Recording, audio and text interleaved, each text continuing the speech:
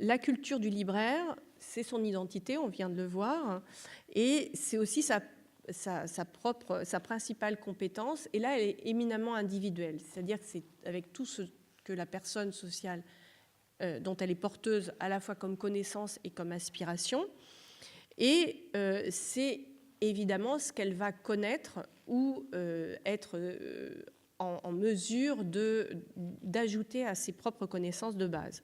Donc, les conséquences, c'est que ce qui va faire la singularité du libraire, c'est justement cette culture. C'est à la fois un prérequis et ce qui fait sa singularité, c'est-à-dire, en fait, sa subjectivité.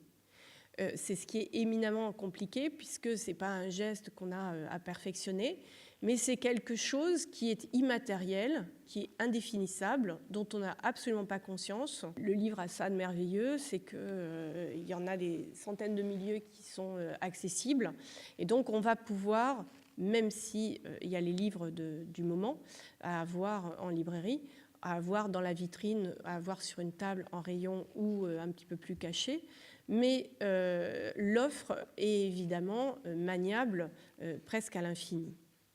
Donc cette subjectivité, il va falloir justement la mettre en scène, l'encourager, la travailler, la mettre en scène. Inversement, donc c'est la subjectivité, c'est-à-dire ce qui fait que vous êtes unique, et inversement, c'est aussi un mode de reconnaissance.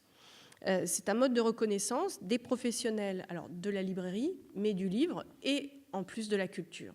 C'est donc cette capacité à dialoguer, c'est-à-dire cette capacité justement à ne pas être une série, une pile d'assiettes ou une série comme ça de petites boîtes bien rangées, mais d'être quelque chose qui va pouvoir dialoguer, qui va pouvoir faire des ponts entre la culture que vous avez et la culture de l'autre.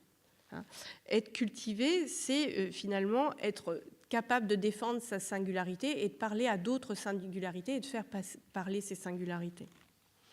Alors, c'est ce qui permet de se reconnaître et c'est aussi ce qui permet de participer à un langage commun qui suppose des mêmes fondamentaux.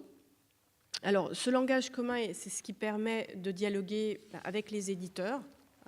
Alors, quand on a une culture qui est quand même un peu plus dirigée vers un secteur éditorial, on peut travailler dans les librairies spécialisées ou travailler à certains rayons en particulier, mais c'est ce qui va faire qu'on va pouvoir travailler particulièrement une offre, donc avec des auteurs, avec des éditeurs en se spécialisant, et aussi avec des représentants, c'est-à-dire de reconnaître l'autre, de savoir de quoi il parle, et que l'autre sache de quoi on parle, et de pouvoir à ce moment-là travailler. Et c'est ce qui permet d'une certaine manière de se reconnaître, de se faire connaître, de dialoguer. C'est ce qui permet aussi de se distinguer d'autres, alors d'autres commerces du livre, j'ai parlé d'autres librairies, mais ce qui permet surtout de se distinguer par rapport à d'autres commerçants du livre qui ne sont pas libraires. Je parle évidemment de la grande distribution, mais on peut parler aussi évidemment d'Amazon, qui vend beaucoup de livres, mais qui n'est pas libraire.